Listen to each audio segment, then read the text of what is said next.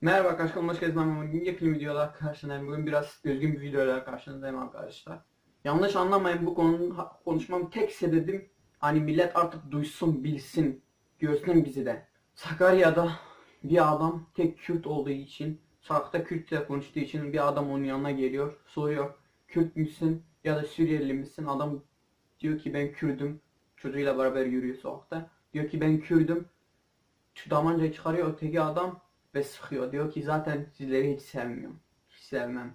Yani benim çok benim için çok üzgün olan şey lanet olası medya, satılmış medya, satılmış televizyonlar, satılmış insanlar işte bu işi çıkarıp sanki böyle bir şey değilmiş, eskiden beri aralarında bir sıkıntı varmış, onun için bu iş olmuş diye göstermeye çalış. Yok, adam gibi çıkın ve söyleyin. Böyle bir ırkçılık oldu, biz de kınıyoruz. Böyle ırkçılığa karşıyız. Böyle bir şeye karşıyız. Ama böyle çıkıp da bok yediğiniz zaman biliyoruz. Siz insan değilsiniz. Ruhunuza lanet olsun. Çıkın söyleyin, böyle bir ırkçılık oldu deyin. Oldu. Oldu deyin ve lanetliyoruz deyin. Şimdi hayvanları ben de çok seviyorum. Papağana böyle olduğu zaman ben de video çektim. Ama yani bir papağa böyle bir hayvana bu kadar çok ilgi veriyorsak yani öbür bir insan da önemli bir şey. İnsana bir şey olduğu zaman ona da biraz ilgi verin ya. Papağan böyle bir şey olduğu zaman hemen trenlerdeydi. Burada işte iki insan, iki can arkadaşlar. İki can, bir can ölmüş, birisi hastanede yaralı. Yani bu konu hakkında hiç konuşmuyoruz. Bir lanet olası televizyonda izledim. Diyor ki eskiden bir sıkıntı varmış, işte sıkıntı için birini ölmüş, adam öldürmüş. Yani utanmasa çıkıp diyecek helal olsun, iyi bir şey yaptı. Utanmasa, korkmasa, yani utanmasa, korkmasa çıkıp der helal olsun, Kürt öldürdünüz, helal olsun, güzel bir şey yaptınız yani.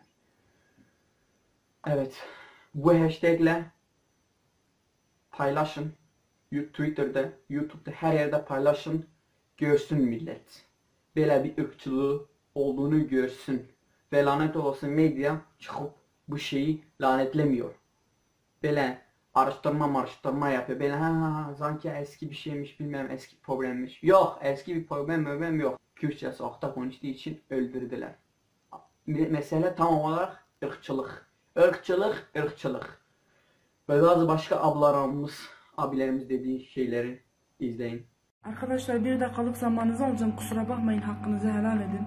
Bir baba oğlunun gözleri önünde Kürtçe konuştuğu için ve ben Kürdüm dediği için hunharca katlediliyorsa Sakarya'da ve arkadaşlarımızın da dediği gibi bir papağan kadar gündem olmuyorsa yazıklar olsun sizin vicdanınıza da, insanlığınıza da, ırkçılığınıza da. Bu topraklar üzerinde onlarca, milyonlarca Kürt var. Sen bunları yok sayamazsın. Sen Türkçe konuşuyorsun diye ben sana engel olmuyorsam ve senin gibi Türkçe konuşuyorsam, gerektiği zaman ben Kürtçe konuştuğumda sen bana saygı duyacaksın. Sen de ben de 3 metrelik kefene sarılıp 1 metrelik toprağa gömüleceğiz. Unutmayın ki toprak birdir, vatan birdir, bayrak birdir. Ne mutlu Türk'üm diyene. Ama şükürler olsun benim Kürtçe konuştuğum her güne. Etiket yapıp ben de Kürdüm diyerek tepkinizi gösterin, sessiz kalmayın. Slav raz havanlo, gelek sibas sercava. Sakarya'da yine Kürt müsün diye sizi zaten sevmiyordum. Baba oğlu öldürüyorlar. Ulan vicdansızlar. Ulan ırkçı köpekler. Ulan asıl dinsiz ve imansızlar. Siz diğer ırktansınız da ne boksunuz köpekler. İnsan olmadıktan sonra, vicdan sahibi olmadıktan sonra, merhametli olmadıktan sonra, Allah'tan korkmadıktan sonra siz insan olsanız ne olur? Canavar yaratıklı köpekler. Irkçı köpekler. Siz tavuk mu öldürüyorsunuz? Ulan Kürtler size kurban diye mi gelmiş bu ülkeye? Hey siz bize kurban olasınız. Ulan soysuzlar. İnsan olun, insan. Gücünüz yetiyorsa Allah'a karşı çıkın lan. Ulan ötekileştirmeyin artık. Irkçılık yapmayın. Allah men etmişken siz kimsiniz ya? Yeter ulan, haddinizi bilin ya. İnsan olun, insan. İnsan. İnsanca yaşamayı öğrenin artık. Arkadaşlar, şimdi ben bir haber aldım.